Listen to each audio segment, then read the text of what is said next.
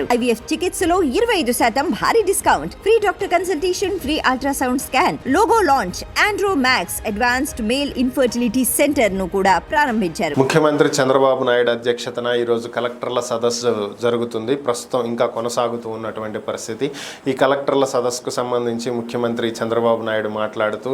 గత ప్రభుత్వ హయాంలో కలెక్టర్ల సదస్సు ప్రజావేదికలో జరిగిందని, అది జరిగిన మరుసటి రోజే ప్రజావేదికను కూల్చివేయడం జరిగిందని, అది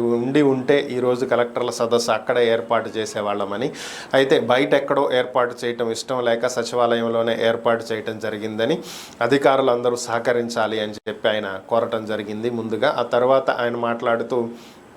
గత ప్రభుత్వం ప్రజా వ్యతిరేక విధానాల కారణంగా, అలాగే కలెక్టర్ల మీద కక్ష సాధింపు చర్యల కారణంగా ప్రభుత్వం నడవటం అనేది, ప్రజలకు మేలు చేయటం అనేది చాలా ఇబ్బందికరంగా తయారైందని, తమ ప్రభుత్వంలో అలాంటివి ఉండవని, అధికారులకు స్వేచ్ఛ ఉంటుంది, అలాగే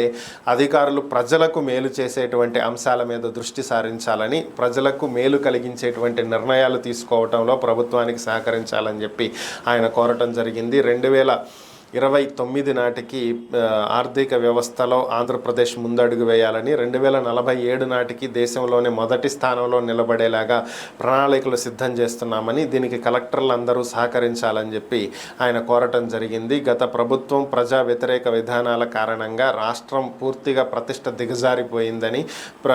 ప్రపంచంలో ఏపీలో ఎవరైనా పెట్టుబడులు పెట్టాలి అంటే ఇక్కడ సేఫ్ కాదు అనేటువంటి పరిస్థితి తీసుకొచ్చారని, ఏపీ ప్రతిష్టని పూర్తిగా దెబ్బతీశారని, కానీ ఇప్పుడు దాన్ని నిలబెట్టేటువంటి ప్రయత్నం చంద్రబాబు, పవన్ కళ్యాణ్ తీసుకోవటం జరిగిందని, మేము ప్రజలకు మాటిచ్చాము, ఏపీ పరువు నిలబెడతాము, ఏపీలో మరలా ఏపీకి పునర్వైభవం తీసుకువస్తాము, పూర్తిగా సర్వనాశనం అయిపోయినటువంటి వ్యవస్థను గాడిన పెడతామని చెప్పి మాటిచ్చామని, ఇది చిన్న విషయం కాదని, దీంట్లో కలెక్టర్లదే ముఖ్యమైనటువంటి